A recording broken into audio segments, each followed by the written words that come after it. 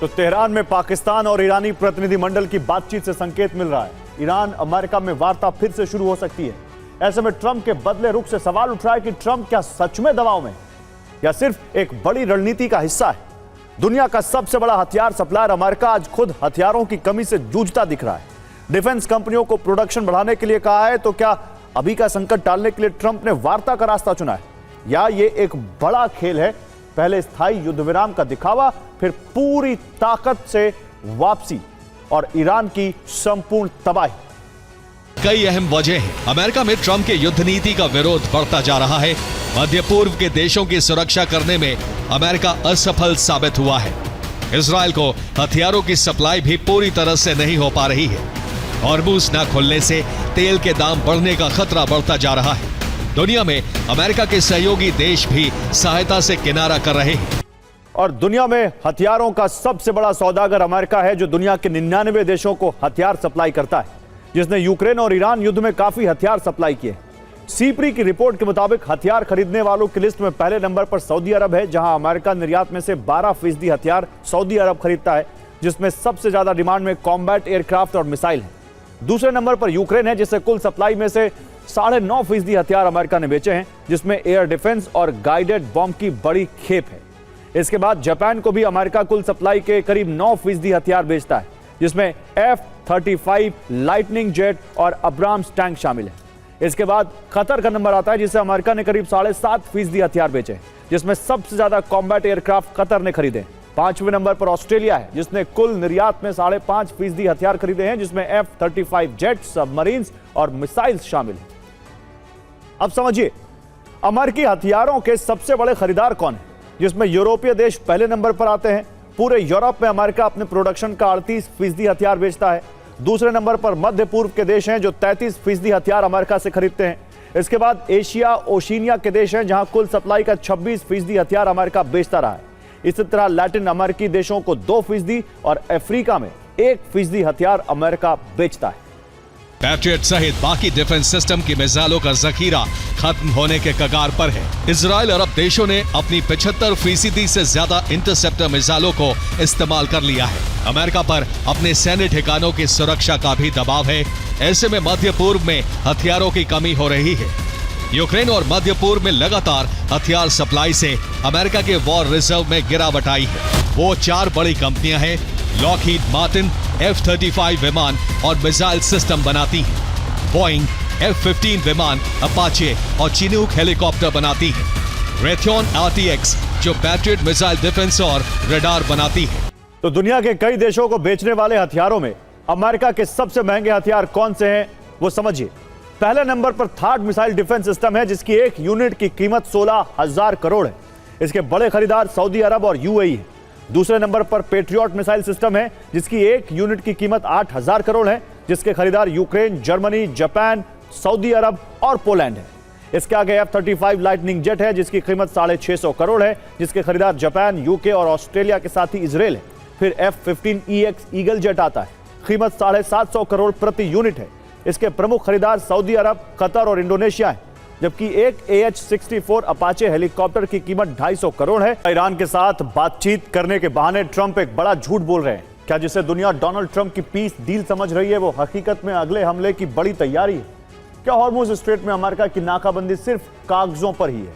क्योंकि एक तरफ सेंटकॉम नेवल ब्लॉकेड के दावे कर रहा है, तो दूसरी तरफ चीनी और ईरानी सुपर टैंकर अमेरिकी युद्धपोतों के सामने से गुजरकर अपनी मंजिल तक पहुंच रहे हैं। तेहरान के आसमान में गुजरते ईरानी जेट्स ने भी डोनाल्ड ट्रंप के दावों की हवा निकाल दी। ऐसे में जब एक के बाद एक ट्रंप का झूठ बेनकाब हो रहा है, तब क्या ट्रंप नाक बचाने के लिए एक बार फिर युद्ध छेड़ने वाले? आइए इस रिपोर्ट में दिखाता हूं आपको। सेंटकॉम का आधिकारिक हैंडल दावा कर रहा है कि पिछले 48 घंटों में एक भी जहाज उनकी परमिशन के बिना नहीं निकला और 10 जहाजों को वापस खदेड़ दिया गया।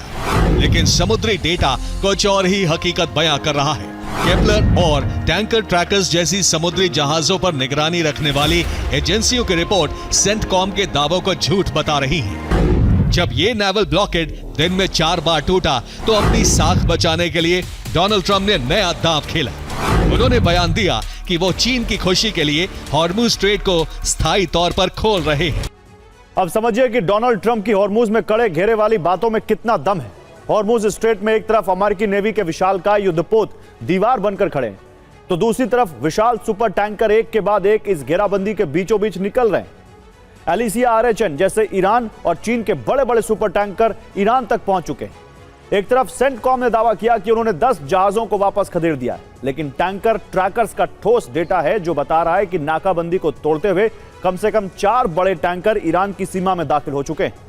अब सवाल यह है कि अगर घेरा इतना मजबूत था तो ये जहाज निकले कैसे, और अगर जहाज निकल रहे तो फिर ये यूएस की नाकाबंदी है या सिर्फ कागजी घेरा।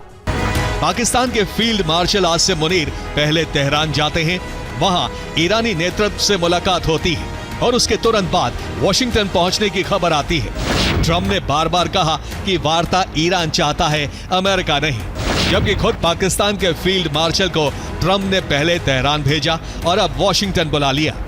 सवाल उठता है कि अगर सब कुछ नियंत्रण में है तो फिर बातचीत के लिए ट्रंप को बार बार मध्यस्थ की जरूरत क्यों पड़ रही है? अगर नेवल ब्लॉकेट पूरी तरह सफल था तो उसे खोलने की जरूरत क्यों पड़ी? और अगर ये घेराबंदी सफल नहीं थी तो क्या दुनिया के सामने झूठी कहानी पेश की जा रही थी? लेकिन क्या यह सिर्फ एक नाकाम नाकाबंदी है या फिर डोनाल्ड ट्रंप की कोई बड़ी रणनीतिक चाल है और ट्रंप सिर्फ सही वक्त का इंतजार कर रहे हैं? ईरान के चारों तरफ अमेरिका ने पहले ही एक घातक चक्रव्यूह तैयार कर रखा है। कुछ दिन पहले ही 2500 से ज्यादा मरीन के साथ अमेरिकी युद्धपोत USS बॉक्सर अरब सागर में पहुंचा है। अरब सागर में 5000 से ज्यादा नौसैनिकों के साथ USS अब्राहम लिंकन पहले ही तैनात है। ओमान की खाड़ी के पास 3500 से ज्यादा मरीन के साथ USS त्रिपोली तैनात है। 5500 से ज्यादा जवानों के साथ दुनिया का सबसे बड़ा युद्धपोत USS जेराल्ड फोर्ड भी वॉर रेडी है। इतनी बड़ी फौज के बावजूद डोनाल्ड ट्रंप सीधे हमले की बजाय समय क्यों काट रहे हैं? इसका जवाब है USS George Bush. Donald Trump इसी बुश का इंतजार कर रहे हैं। 5000 से ज्यादा सैनिकों के साथ जब यह बेड़ा अरब सागर में पहुंचेगा तब अमेरिका का यह रणनीतिक जाल पूरा होगा। यानी अभी जो शांति दिख रही है वो सिर्फ अगले बड़े हमले की तैयारी के लिए खरीदा गया वक्त है। वॉशिंगटन पोस्ट की रिपोर्ट है कि अली खामनेई के बाद ईरान की सत्ता अब पूरी तरह IRGC के हाथ में है। मुज्तबा खामनेई, अहमद वाहिदी और मोहम्मद बागेर जैसे चेहरे अब ईरान की नीति तय कर रहे हैं और पश्चिम से समझौता उनकी डिक्शनरी में नहीं है। कतर ने साफ चेतावनी दी है, अभी जो ऊर्जा कीमतों में बढ़ोतरी दिख रही है वो सिर्फ शुरुआत है। अगर हॉर्मुज जल्द नहीं खुला तो आने वाले महीनों में बड़ा आर्थिक संकट सामने आएगा। ब्रिटेन के पूर्व विदेश मंत्री ने भी चेतावनी दी है, अगर हॉर्मुज बंद रहा तो मानवीय संकट पैदा हो सकता है। विश्व बैंक का आकलन और ज्यादा गंभीर है।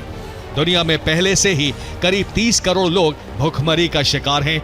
ये संख्या तेजी से बढ़ सकती है।